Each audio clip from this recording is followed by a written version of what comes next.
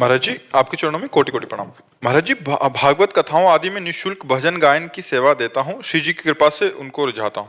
महाराज जी, मेरा प्रश्न है कि इस घोर कलयुग में जहाँ व्यभिचार आदि फैला हुआ है, ऐसी स्थिति में देखकर विवाह से डर सा लगने लग गया है कि जो भी विवाह करके आएगी वो कहीं मेरे भगवत मार्ग में बाधा ना बन जाए। है तो बहुत भयावह कि आजकल जो है कि पत्नी का मतलब है जो साध्वी सुशील सज्जन अपने पति को भगवान मानने वाली। तो ब्याह है तो खतरे का मोल लेना आजकल, क्योंकि बॉयफ्रेंड गर्लफ्रेंड ये सब जो चल रहा है ना, ये बहुत विषैला चल रहा है। क्योंकि मान लो जैसे अब 2-4 लड़कों से जो मिली हुई है, वो एक पति को भगवान मानकर कैसे पूछ सकती, बड़ी समस्या है। पर ऐसा नहीं है, जैसे दुराचारियों के बीच में सदाचारी भी रहते हैं, ऐसे सदाचारिणी भी हैं। एक से एक बहुत पवित्र लड़कियां हैं जो अपने जीवन को पवित्र रखें, पर है बहुत कठिन, पवित्र मिलना बहुत कठिन। क्योंकि अपने लोग पवित्र आचरण विहीन हो रहे हैं, तो अपने को पवित्र की आशा कैसे हो सकती है? नहीं, घर वाले भी जबरदस्ती करते हैं कि करो, ये इकलौता मतलब वंश बढ़ाओ, मतलब चल। आप घर में तो संतान उत्पन्न करके वंश उत्पन्न करना, भगवान से मनाओ। जैसे करदम जी ने 10,000 वर्ष तक तपस्या की, भगवान से कहा मुझे पत्नी चाहिए, तो देवहूति जैसी पत्नी मिली। तो 10,000 ना सही तो साल भर सही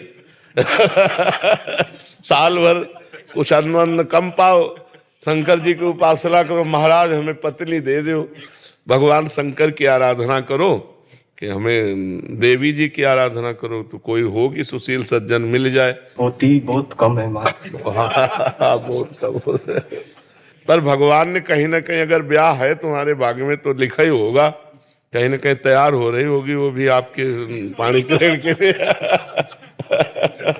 ऐसा हो श्री जी की इच्छा समझ के ही बस चलता रहे कि बस अब जैसी उनकी इच्छा। हाँ बिल्कुल बिल्कुल। बकायद आपका जो प्रश्न है बहुत गंभीर प्रश्न है कि आज सुशील बच्चों को सुशील बच्ची मिलना या सुशील बच्चियों को सुशील बच्चे मिलना बहुत दुर्लभ बात हो गई। क्योंकि स्कूलों में नए नए बच्चे जो थोड़ा अच्छे, वो भी मतलब भ्रष्ट मार्ग में जा रहे हैं, जैसे नशा करना, गर्लफ्रेंड बॉयफ्रेंड बनाकर व्यभिचार करना, ये सब बहुत गंदी बातें हो रही हैं हमारे देश में। पहले हमारे समय में तो था ही नहीं, गर्लफ्रेंड बॉयफ्रेंड था ही नहीं, सिस्टम ही नहीं था, गंदी भावनाएं नहीं थी। अब ये जब से मोबाइल चला ना, तब से गंदी भावना का बच्चों में सृजन हो गया, गंदी गंदी बातें।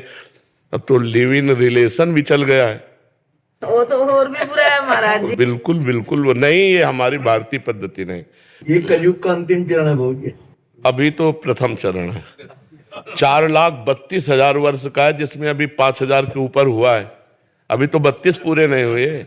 अरे भा भ्रष्टाचारा सम संसारा धर्म सुनई नहीं काना, कलिकाल बिहाल के मनुजा ने माने को अनुजा तनुजा। ऐसा मतलब समय कलिकाल का आएगा, कहाँ से कौन से क्या क्या चरित्र हैं, अब कैसे मतलब उसकी व्याख्या कैसे करें।